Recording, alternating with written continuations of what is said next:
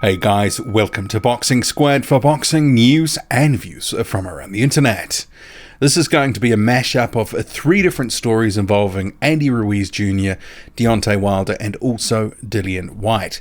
And I'll start with Andy Ruiz Jr. So talking to USA Today, you can see here on screen heavyweight champ Fat Andy Ruiz has a plan to slim down for a rematch with Anthony Joshua.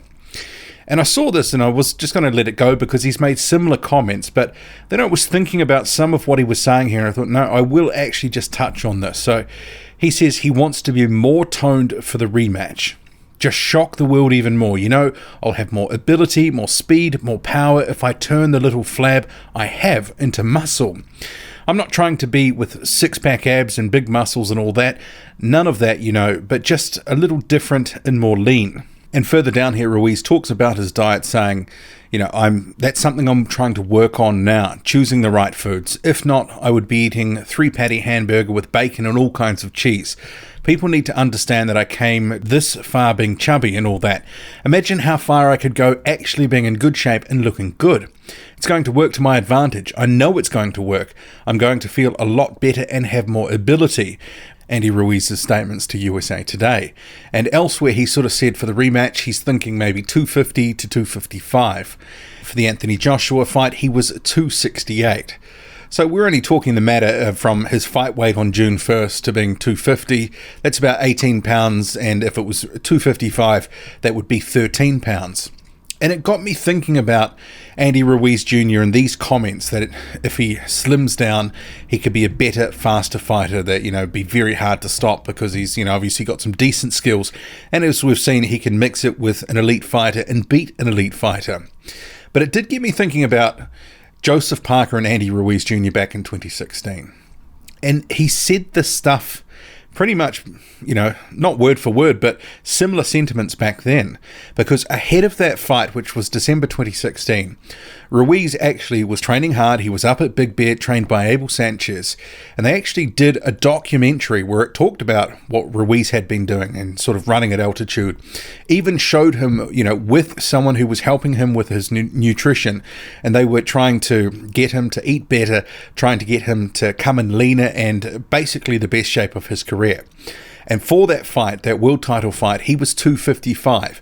And I think for a lot of people at the time, we thought that he might end up being sort of under 250, but I think whatever, you know, sort of in the tapering process, he put on a few pounds. But he was noticeably, from some of his fights before that, he was noticeably leaner for that fight. Maybe not as lean as some people thought he would be, but I think people just need to temper their expectation because Andy Ruiz Jr. has said some of these things before and he has done some of these things before.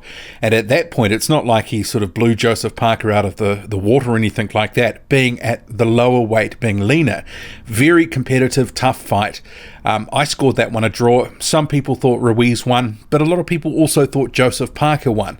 And I know that there seems to be, for some fans at least, there's almost like an amnesia about how that fight played out. Some people thought that Ruiz Jr., or they're saying now that he dominated that fight. It was far from it. It was a very competitive fight.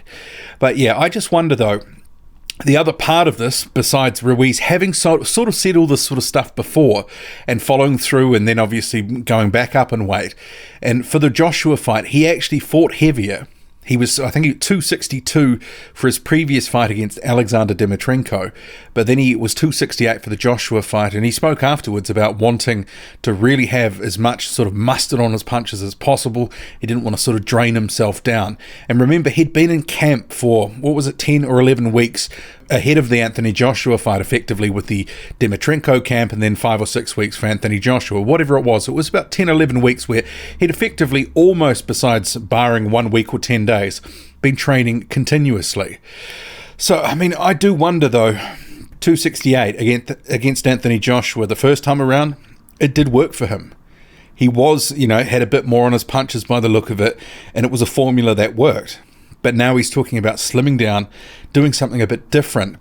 And I just wonder, changing a winning formula Could he actually lose something if he does slim down? Could his durability be affected, or could there sort of, be a bit of give somewhere else in his arsenal as a result of being a bit leaner? Obviously, there would be trade-offs, but he's already a very fast guy in terms of his hand speed. Maybe not so much foot speed, but the hand speed, the blurring hands of Andy Ruiz Jr. did trouble Joshua, even when he was 268. So does he really need to come in 15, 20 pounds lighter? The formula did work the first time. It's just something worth just thinking about. I'm not necessarily convinced he needs to change much. In terms of the next issue, there was a really curious, and you can see here on screen, the WBC issued, this is the same day that it issued its Dillian Whyte status update, where it's talked about suspending Whyte, etc. It had this, I want to call it a story. It was a very weirdly sort of worded sort of story or article that it put up on its website. Wilder vs Ortiz 2 in November, ? So remember, the sanctioning body is going to be the one sanctioning it. I mean, it either knows or it doesn't. But if it doesn't, why would it do the story, which kind of, doesn't really give away much. It just talks that they're going to be fighting at some point. And I just thought, what is the actual point of that story? It was completely bizarre.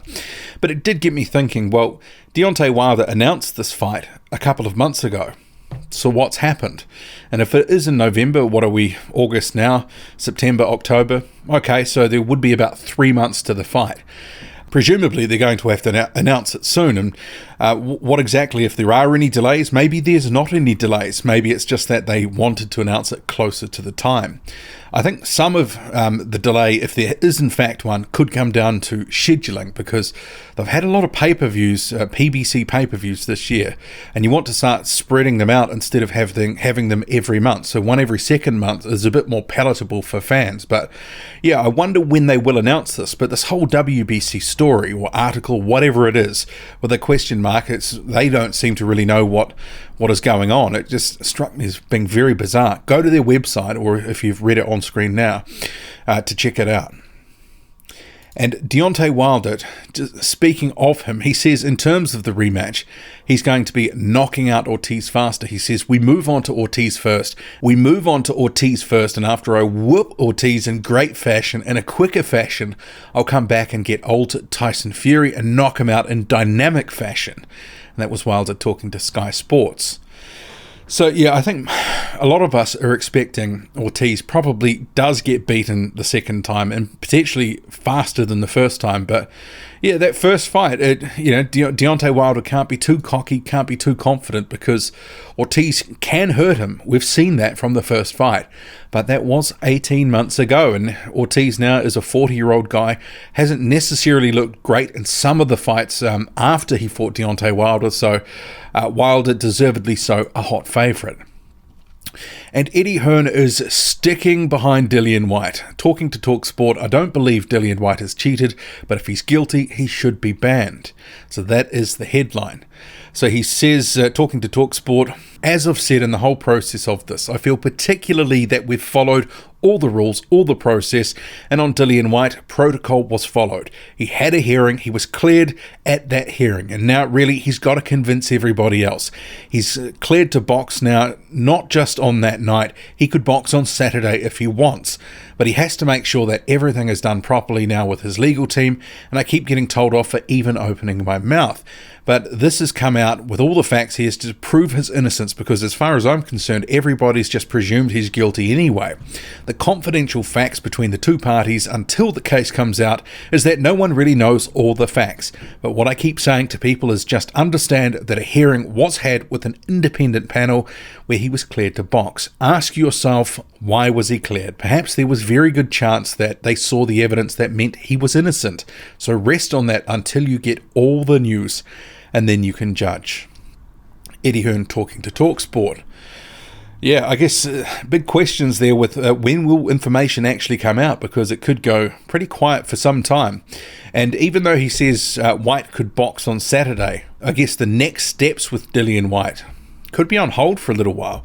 I would imagine they wouldn't want to schedule a fight for Dillian Whyte until some of this is cleared, because if they do go ahead with something, say in 3 or 4 months, but there's still a cloud hanging over Dillian Whyte in terms of, PEDs and, alleged drug use, etc., which we don't know either way, then obviously that could actually have an impact on, him headlining an event and ultimately revenues and that sort of thing. So I'd imagine they'd want some of this squared away quite quick, but some of it may be out of their hands because obviously UCAN doesn't exactly go at light speed. Some decisions can take some considerable time, but we shall see what happens there. But what do you make of it all? Drop a comment, loud and often. Hit like, hit subscribe, follow me on Twitter, boxing_squared. I'm out.